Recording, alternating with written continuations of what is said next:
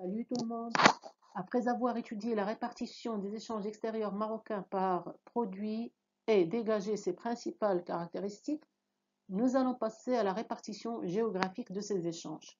Nous allons prendre les données de 2018 en millions de dirhams. Tout d'abord, il faut calculer le total des échanges et on obtient 756 191 millions de dirhams. Après, on calcule la part en pourcentage. L'exemple de l'Europe, je prends 501 881 millions de dirhams divisé par 756 191 millions de dirhams poissons. Ça nous donne un pourcentage de 66,4. Donc, même méthode pour les autres zones. Et bien sûr, nous avons la colonne solde commercial de ces différents échanges. Premier travail, interpréter la structure des échanges marocains selon les régions.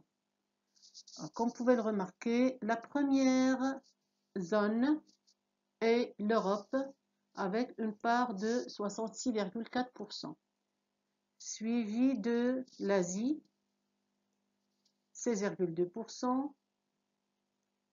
11,1% pour l'Amérique, mais l'Afrique ne représente que 5,3%.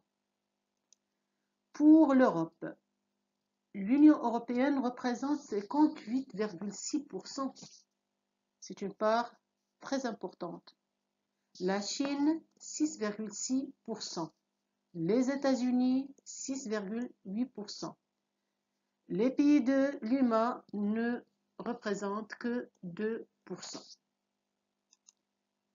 Pour ce qui est du volet déficit, nous avons le déficit le plus élevé est celui de l'Europe, 115 933 millions de dirhams, suivi de l'Asie et l'Amérique.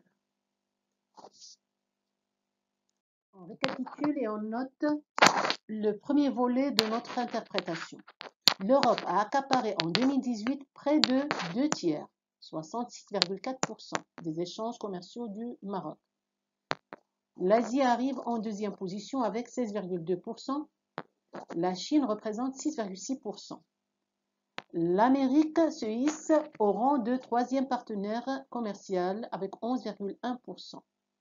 Et les États-Unis représentent 6,8%. L'Afrique se contente quant à elle d'une part de 5,3%.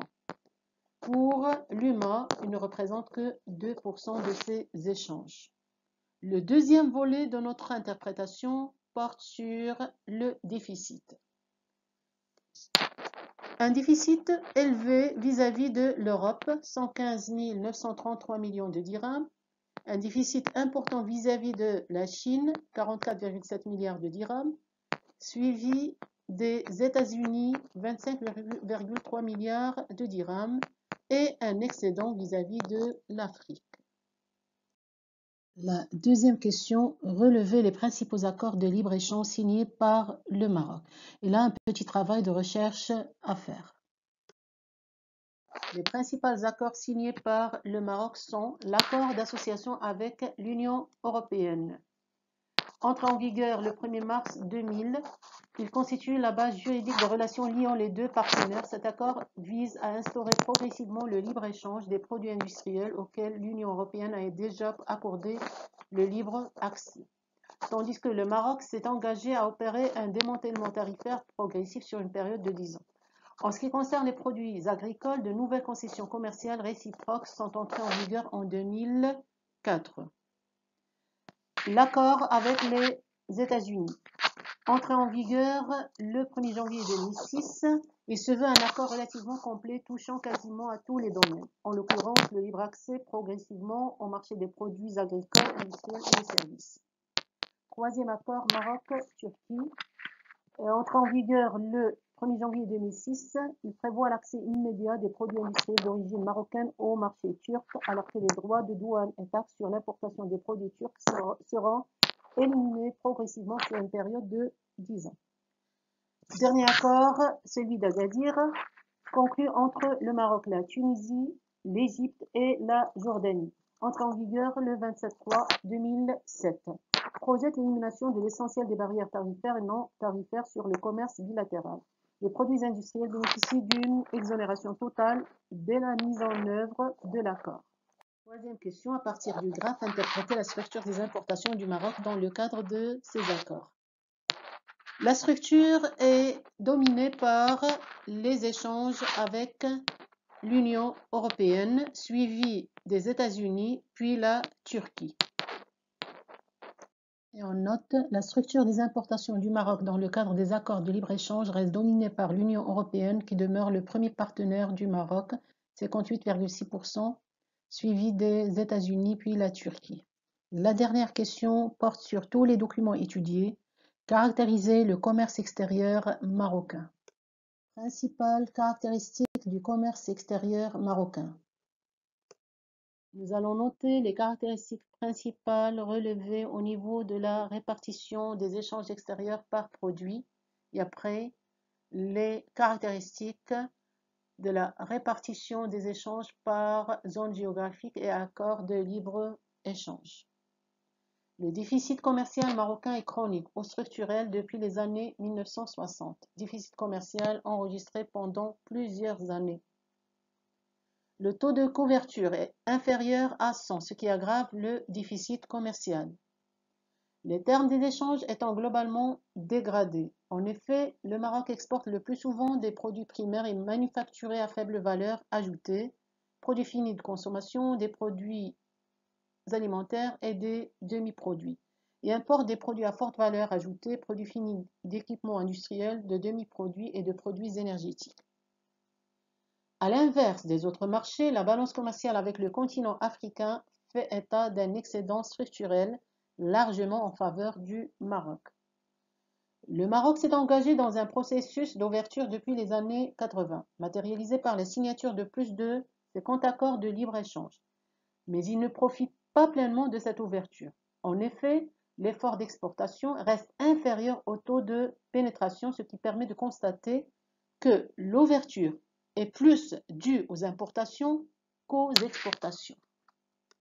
À travers l'analyse réalisée, on peut tracer les grandes lignes des perspectives du commerce extérieur marocain.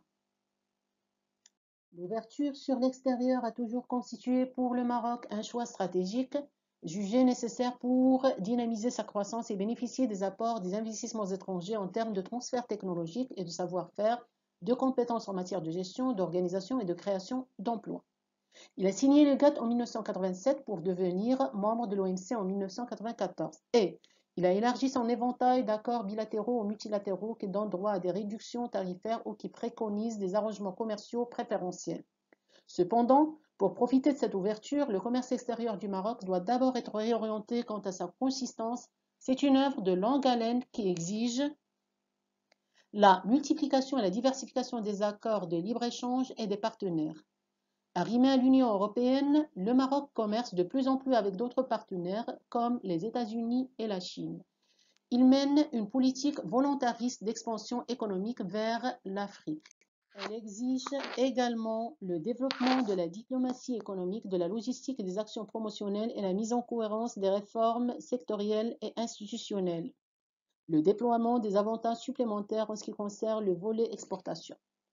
Si les produits qui pèsent sur les importations sont difficilement substituables, le Maroc peut compter sur les secteurs exportateurs dynamiques tels que l'automobile, l'agriculture et agroalimentaire, les phosphates et dérivés, le textile et cuir et l'aéronautique. La stratégie de pénétration adoptée à l'égard des marchés africains s'impose comme un axe principal de diversification des débouchés. Le Maroc devrait bénéficier du potentiel du marché africain estimé à plus de 50 milliards de dollars d'ici 2030.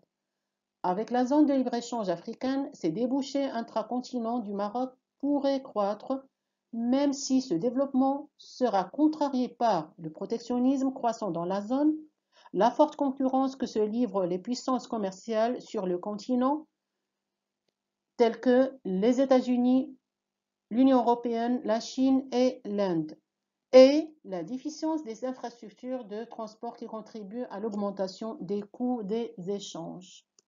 Notre chapitre sur l'ouverture de l'économie prend fin. Je vous remercie de votre attention.